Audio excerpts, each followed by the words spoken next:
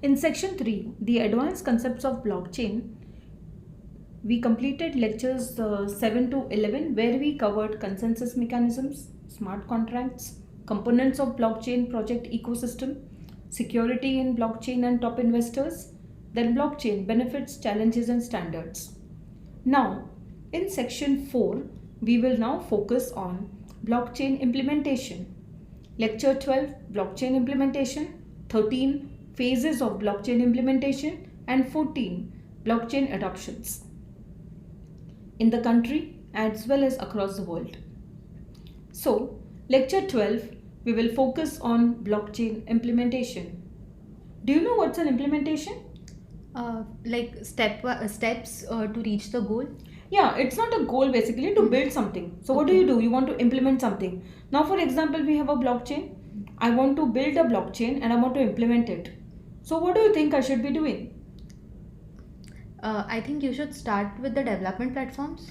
Correct. You should know the development platform, but initially you should also think of which type of blockchain to use. In the earlier lecture, I have spoken about types of blockchain. Oh, I never thought about that. Yeah, because unless you know what sort of data is going to be stored, whether it is going to be public or private. So I'll explain like this. We need to first finalize the type of blockchain. How do we do that? So let's see the steps here. You have to first find out what are the number of copies of the ledger do you need. What is a ledger, ma'am? The ledger is the data, like the Okay. database you talked about in the myths. Right. So this is data. Now where do you store this data? If you are going to have only one single copy of data, then it's a traditional legacy system. There is no need for adopting a blockchain platform. Because you want only one copy, then store it somewhere and use it from there. You don't need any peers, you don't need to do consensus. Oh. But the moment you have more than one copy and you want to store it in multiple locations, you want multiple people to access it, then you have to look at least one type of a blockchain. So the next is, if you decide that the copies are more, then you also look at ledger visibility. Who will have access to the ledger? Is it only the owner or the group of people from the organization who are going to look at the ledger? Then you should look at implementing a permissioned or a private shared ledger.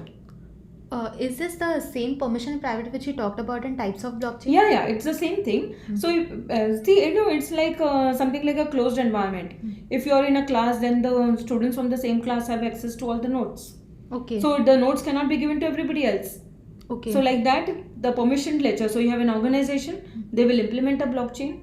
That is the owner and the group of members of the organization all have access to the blockchain.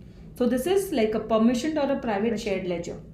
Now, if you assume that you want everybody to have access to the ledger, So that is like a public thing? in a way public, but this is how it is. So if anyone wants to, then you go to the next question as to how do you maintain the ledger.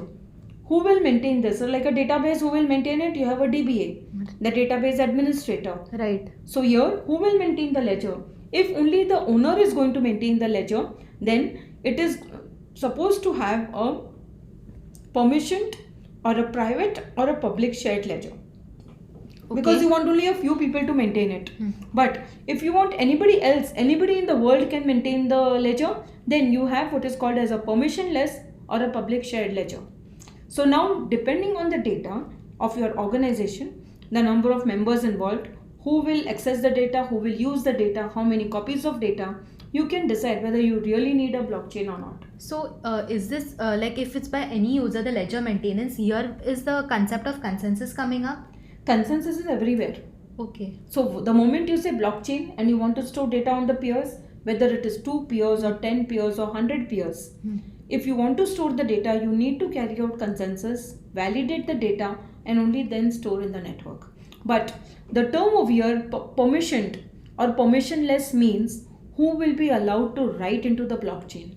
Okay. You need to control that. I mean, if if I have my blockchain in my organization, you are an outsider. I'll not allow you to put data in it. So are we giving access levels? We have to give access levels. So I may say that okay, you can view the data, but you may not write to it. So it is permissionless in terms of reading, but permissioned in terms of writing. Okay. So this is how you can decide whether you really need a blockchain or not, and if you need, then which is the type of blockchain. So once you finalize this, then we go to the next step of how to build a blockchain. Oh. So do you know how to build a blockchain? No, I have no idea about that. You know how to build a software project? Yeah, we start with the like getting the idea about the project, Correct. Then? and then we gather the requirements. Correct.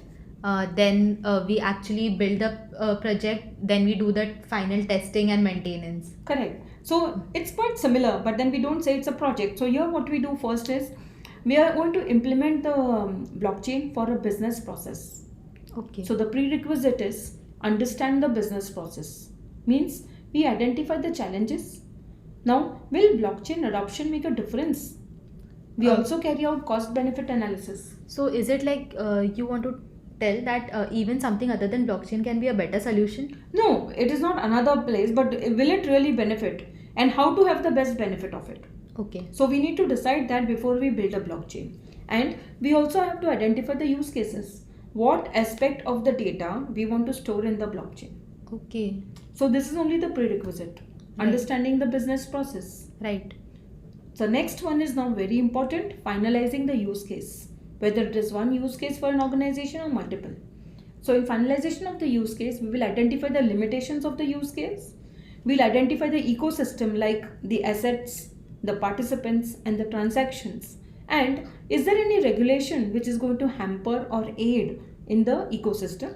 And the access control. You know, earlier you spoke about access control. Yeah, in the previous slide. Previous slide, correct. So access control means who will be allowed to access. So per use case, I will have only single blockchain. No, it is possible that multiple use cases can also be put into the same blockchain. Oh, is it? Yeah, because it's a transaction. So a transaction is data. Now you take the transactions, make a block by multiple transactions, then you build it into a blockchain.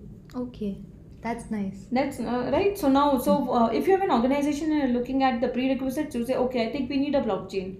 So we finalize the use case. What do we want to put in the blockchain? So for example, you have a shopping store. You can't store every transaction on the blockchain. Right. So you go to the shop and you buy something, that's a transaction. After some time somebody goes and buys, or they buy 10 items. This is not something to be put onto the blockchain because you don't need this data later. But if you had some certificates which are issued by somebody, then those can be put into the blockchain. So the use cases, the actual business process, which is going to be stored in the blockchain.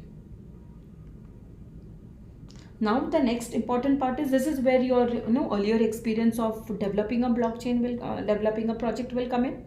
Designing the blockchain application. You need to identify the type of the blockchain. You know, the earlier slide we talked about, Yeah, public, private, permission. permissioned, etc. Then we identify which consensus algorithm is going to be used. The consensus algorithms which we talked about earlier. Yes. Proof of stake. Yes, correct. So that will be used. And also whether we really need a smart contract or not, and do we need an oracle, or oracle is like an external input. Okay. So for example, I need to take data from outside only, then I can carry out a transaction. And we also need to identify the development platform.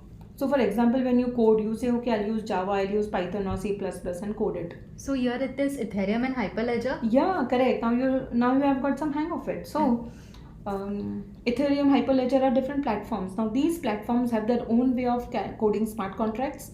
They also have that standard consensus algorithms. Okay. So these I can't decide any algorithm. I have to use one which the platform is going to provide. Can I code on some platform from scratch, like not using Ethereum and Hyperledger? No, you can't. It's very difficult, You can use a few, but everything will not be available. So you have to really compare all the platforms and decide which one to use. So you get the best from the platform. Okay. So after looking at the prerequisites of understanding the business process, finalizing the use case, designing the blockchain application, the next step is developing the blockchain application. So what do you do basically? Configure the application, build the APIs, design the UI, test the entire application, and scale the POC and carry out retesting. What is POC, ma'am? The proof of concept. Okay. No, I may say that, okay, this is working, but that doesn't mean it will work in the real environment. So we need to mimic it in the real environment and ensure that the business process which we have decided here, the use case which we have decided here will be implemented with the blockchain. Okay. And scaling up would mean increasing the number of users, putting up all the features in the blockchain and then retesting it. This all is really interesting. Yeah, it is interesting, and it is also not very easy because it's not like your normal programming or a project which you do. So in the earlier slide we spoke about the how to finalize the type of blockchain, and here we are looking at how to build a blockchain. With this, we complete the lecture number 12, blockchain implementation. In lecture 13, we will look at the phases of blockchain implementation.